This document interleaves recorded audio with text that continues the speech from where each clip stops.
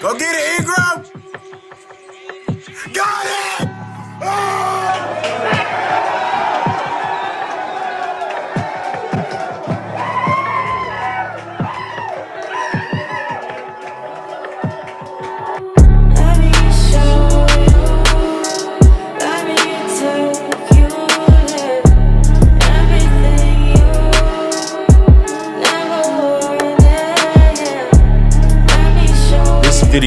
This is long overdue, bro. Now, a lot of y'all know I am a Laker fan first. That's my team. That's the team I grew up on. That's the team I will cry for. That is my team. I don't care who on that roster. Now, there's certain other teams that I do like depending on the roster. For example, the New Orleans Pelicans. I am not a fan, so don't say I'm a fan. I'm a fan of Lonzo Ball and a fan of Brandon Ingram, and I like Zion Williamson. If them players were all on different teams, I wouldn't care about this team at all. It's frustrating when you know what players can do on the basketball court and they're not being utilized correctly. Before we get into this video, bro, make sure you hit that like button. It helps with the algorithm. It helps with the ranking of this video. It helps with everything. And hit that big fat red subscribe button if you're not subscribed already. Let's get into it. The Pelicans' problem is a lot of things. They have a negative record right now, and I think it's worse than what the record shows. They had a good start. They started 4-2, lost to Indiana, then they lost to OKC, which was bad losses in my opinion, and then everything else became bad after that. They brung in Stan Van Gundy, who they thought would be a better replacement from Alvin Gentry because Stan Van Gundy is an actual coach. Like, he coaches 2-hour practices. Alvin Gentry only did like 45-minute practices. He has great answers for the media. He's been in the game for a while, 20 years of coaching experience. So on paper, it sounds good. Now, I like the SVG hire because what I heard from the media, he know how to trick people. But from his past, the only team he was successful on was the Orlando Magic. Pistons, he was the coach and president, and that was too much power, and they sucked bad. So he came over here. Now, history always repeats itself. But I gave this man a shot, and I thought it was good, and it was looking good the first few games. Then teams start figuring us out. We had no continuity. So let's start with the head, Lonzo Ball. Lonzo Ball, if y'all know, my best video on my channel has to do with Lonzo Ball changing his role from SVG system. I told y'all thought I was making up a clickbait video. It was an actual, true, factual video.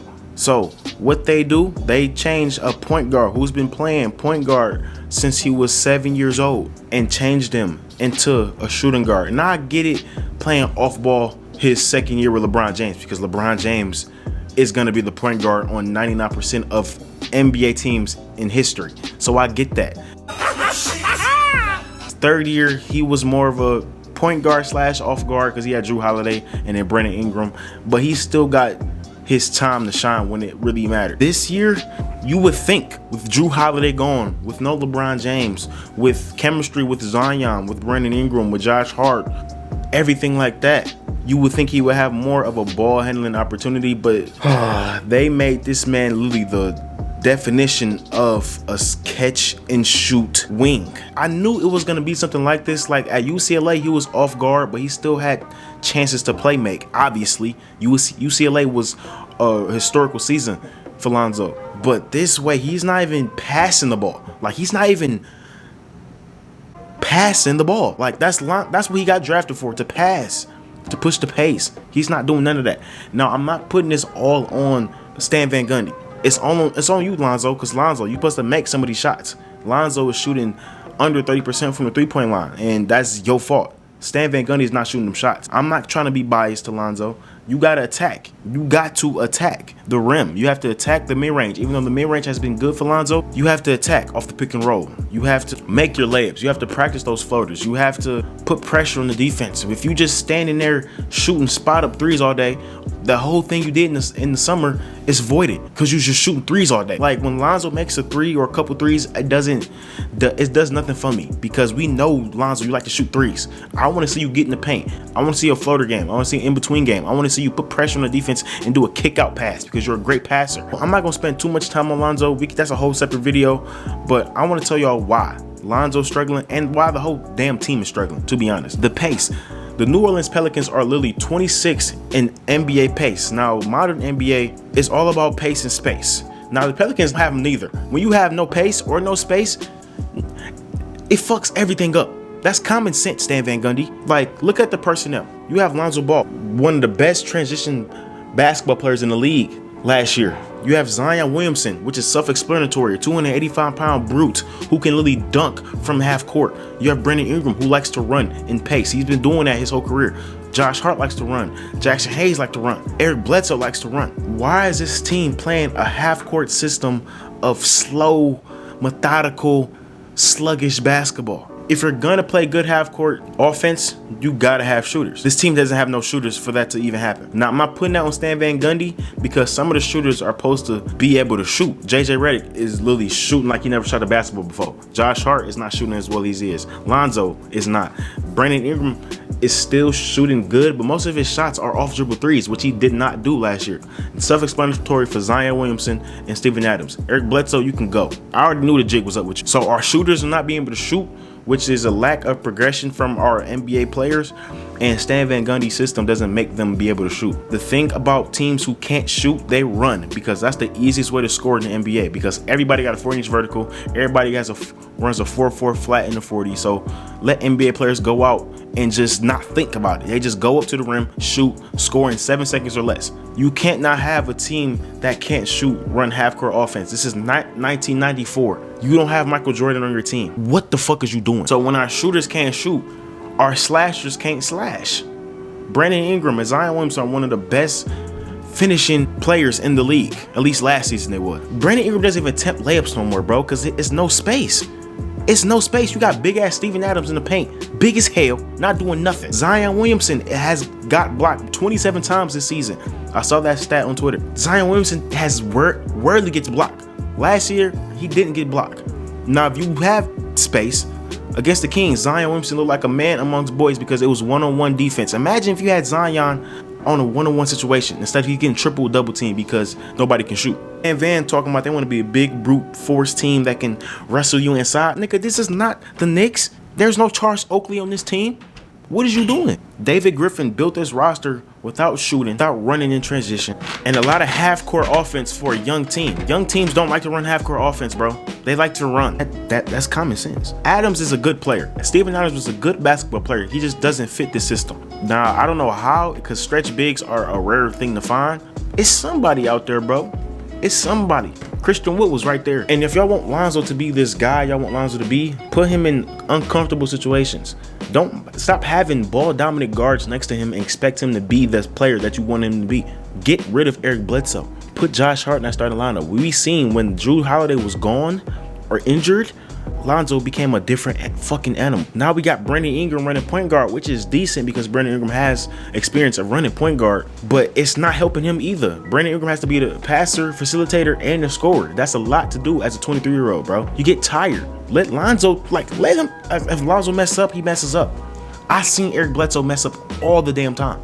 It's cool. And don't let me start it on our bench. Our bench is horrendous. Now the bench has been playing better the last few games, especially when, you know what I'm saying, our first unit is tired. Jackson Hayes, first of all, he should go to the G League. No diss to Jackson Hayes, but you suck right now. I like Kyra Lewis, but I don't think he's ready yet. He's like 165 pounds. Yeah, but I think Kyra Lewis can be a part of the rotation. Nickeil Alexander-Walker is an on and off again player. He reminds me of Jordan Clarkson early days, but Nickeil, I think he deserves a staple in the bench unit, and I think he would be better as a starter, to be honest. But everybody else, JJ Redick, Josh Hart, y'all being booty cheeks. Josh Hart is decent at times, but he doesn't affect the game like he did last year because they was running the whole game last year. Y'all made a team of players who've been running ever since they got into the league to a half-court offense. 26 in pace is not, that's not right.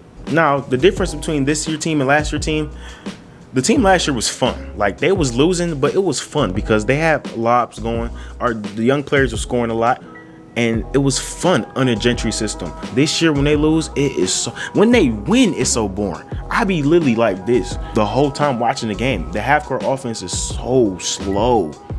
Bro, get a rebound and run. Like, you know it's bad. When Lonzo doesn't average 6-7 assists, Lonzo can have one eye. He gonna still give you 7 assists.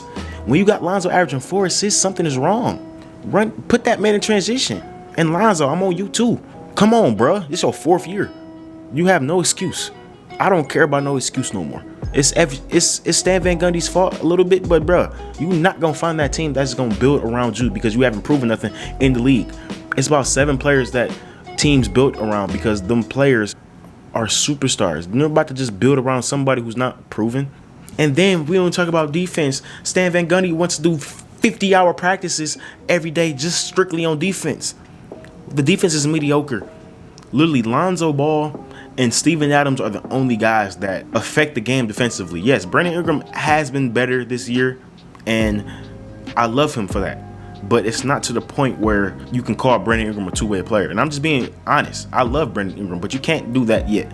Yes, it's only, 12 games in the season, and they might get better, but I was hoping for more. Zion literally does nothing on defense. And I told y'all Zion was not a good defender, but y'all was talking about he's athletic. That don't mean nothing in the NBA because everybody athletic. He gets lost on cuts. He doesn't box out his man. He's flat-footed. Hold on. How did Eric Bledsoe make all first-team defense? That man was getting cooked by De'Aaron Fox. He was getting cooked by Donovan Mitchell. He's 6'1". He fouls a lot. His IQ sucks. Trade him. What is he on this team for? Like, I don't know what direction this team was trying to go for. Was they trying to make the playoffs? Are they trying to just grow the young players? Because why would you get these vets that take up all the ball space? It can't be taken because you wouldn't even pay these guys. So Stan Van Gundy's disappointment. Frankly, everybody on the team has been a disappointment except Brandon Ingram. His circumstance, like, he has no spacing. Asking a wing to give you 30 a night with no spacing is damn near impossible, at least in this day and age. Zion hasn't been disappointed on the offensive end, but I literally know Zion can give you 30 a night off 60% shooting easily if he has some space to work with. Nobody can guard him one-on-one. He's too big, too strong, and too fast. But the spacing messes everything up. Now, could it be some trades coming in? Yes, I think it should be some trades, and I think everybody but B.I. and Zion should be on the trade block. If Lonzo improves, he can stay, but Pelican fans, no bias. You need shooters. Eric Bledsoe should have been gone. Steven Adams should go as well. And everything else under the sun. If you can't shoot that 3 ball at 35% clip it up, you should be gone. Because if y'all trying to build this team around 2 good players that slash get shooters, it's not common sense. Am I wrong for thinking that? But that'll be all for this video. This is type of a long video. I think this says a 16-minute video. This shit gonna take forever to upload. But that'll be all for this video, bro. I'm out. Peace.